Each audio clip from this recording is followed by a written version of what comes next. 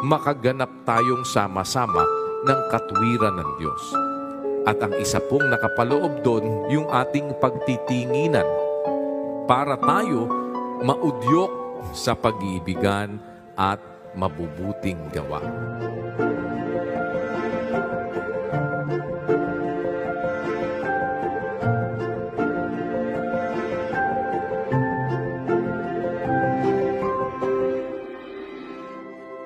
Ang mabuting gawa na itinuturo sa atin, luminga tayo mga kapatid.